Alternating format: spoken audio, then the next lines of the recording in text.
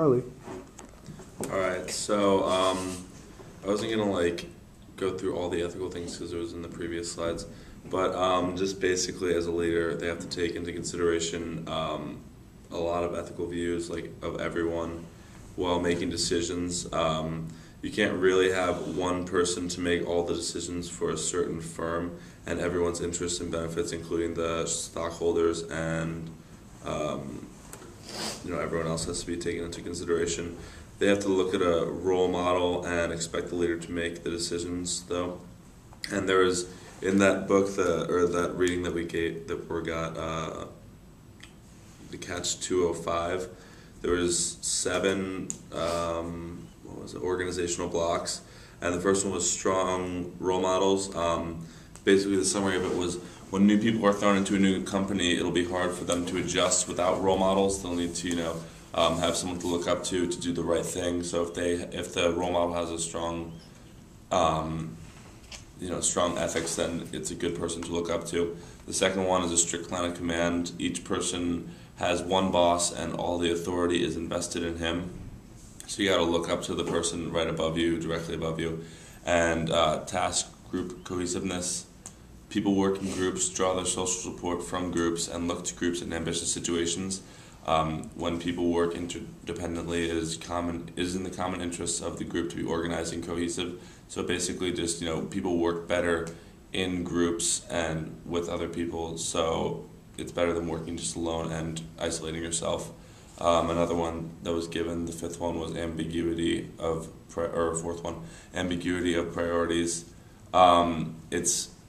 It basically said that it's better to work in steps than on products altogether. So you shouldn't be putting all your eggs in one basket and doing one project or all the projects at the same time. You gotta work in little increments.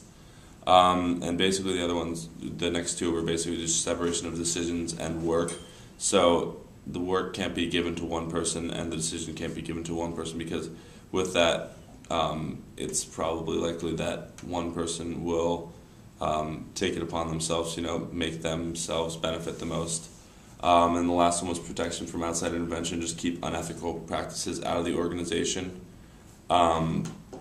These organizational blocks were were given because it interrupts the natural flow of things, where people take themselves into consideration before anything else. Ethics won't get in the way as much because of these divisional strategies. Some of these to consider are just relativism, virtue ethics, and utilitarian. We went over all of these, so it's fine. Next slide. Next slide, and then next slide for that too.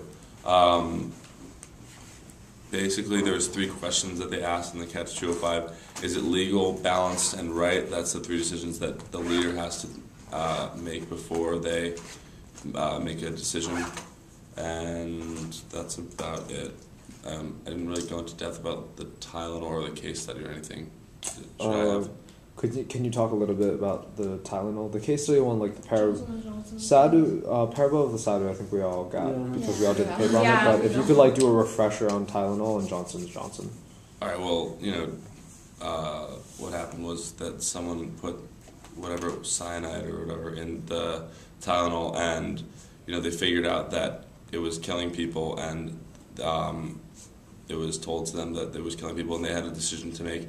Do we come out and tell people that there's a defect in the Tylenol, and we're going to recall all the medicine and lose a lot of money, but also at the same time gain a lot of trust from the users? Or are we going to just let it play out and see maybe a few more people do die, but whatever his name was, James Burke, he decided to come out and tell the press everything that was happening, just so they know, and so there's no more it basically stops rumors from happening. We did the same thing with the GM, making the credo for GM and the decisions for them, and it was a little harder thinking about it when you're actually put up against it, and it's you have to take a bunch of things into consideration when doing that. James Burke obviously did the right thing because Johnson & Johnson is such a great company right now. That's basically it. And then we should add that like Johnson & Johnson became like the biggest victim because the media like portrayed them to be like a victim.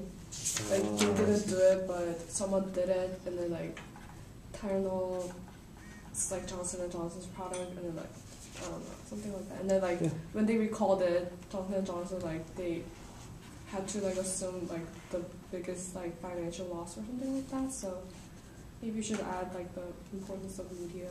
Sure. I'll put They that only into the recalled the like that type tablets or something like the that. capsules. Yeah, but the tablets were remained, I think. Tablets were And it was a nationwide recall, Yeah. not just in the yeah, UK. nationwide. Cool. Anybody else? And then he said about the Paralysadi. Yep. What made the decision so difficult? What was that? Decisions so difficult. Was it that they had no leader? If we Yeah. go, Yeah, they yeah. had no I reader. remember him saying that, but I don't know if that's the answer. If we go I with think the it's part of it. 205 readings, like basically you can use every single one of those things to go and analyze it. So like there wasn't a set amount of there wasn't like a strict line of command. There wasn't a commonly agreed values. There was no set leader. There was also like a very ambitious goal that that they have to like. right, an uncompromisable, very ambitious goal. And then what else was there? I think that was really it. Yeah, but like you couldn't get them to work as a group together. You couldn't get them all to. You couldn't compromise on the goal, and basically it was just do or die. And you know, many people decided to do and let the side die. Cool. All right.